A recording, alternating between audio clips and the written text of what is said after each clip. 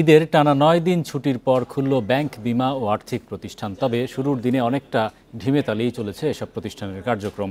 তেমন ভিড় নেই, প্রয়োজন অনুযায়ী অনেক গ্রাহক লেনদেন করেছেন। ব্যাংকাররা বলছেন সোমবার থেকে আরও চাপ বাড়বে ব্যাংকগুলোতে। বান্ডেল থাকলে প্রতি সেনমানিতে টাকা বাঁচবে। বিকাশ সেনমানি বান্ডেল কিনে জিতুন প্রতি লেনদেনে। ঈদের টানা ৯ দিন ছুটির পর খুলেছে ব্যাংকসহ আর্থিক প্রতিষ্ঠান। প্রিয়জনের সাথে ঈদ উদযাপন করে অনেকেই ফিরেছেন কর্মস্থলে। ৯ দিন পর ব্যাংক খুললেও এখনও কর্মচাঞ্চল্য ফেরেনি আর্থিক প্রতিষ্ঠানগুলোতে।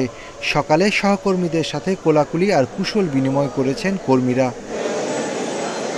ঈদের পর অনেকেই এসেছেন ব্যাংকে, কেউ সঞ্চয়পত্রের টাকা তুলতে, কেউ জমা দিয়েছেন টাকা। রিটায়ার্ড মানুষ, টাকা পয়সা ফুরাই গেছে, যার ফলে আসতে হচ্ছে।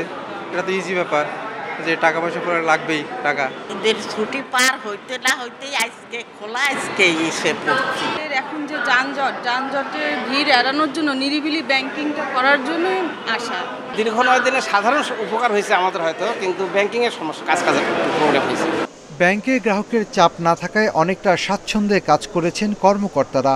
তবে সপ্তাহ খানেকের মধ্যে কর্মচাঞ্চল্য ফিরে আসবে ব্যাংকে।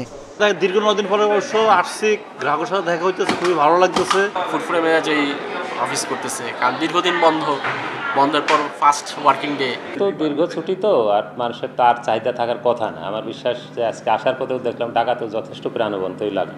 তো আমার বিশ্বাস আজকে না হলেও আগামীকাল থেকে পূর্ণদমে মানুষের কর্মচঞ্চল ফিরে আসবে বলে আশা করা যায়। আগের সময়সূচি অনুযায়ী সকাল 10টা থেকে বিকেল 4টা পর্যন্ত চলবে ব্যাংকের লেনদেন। ব্যাংকের কার্যক্রম সন্ধ্যা 6টা পর্যন্ত। Shafiul Alam Sujan, independent news, Dhaka.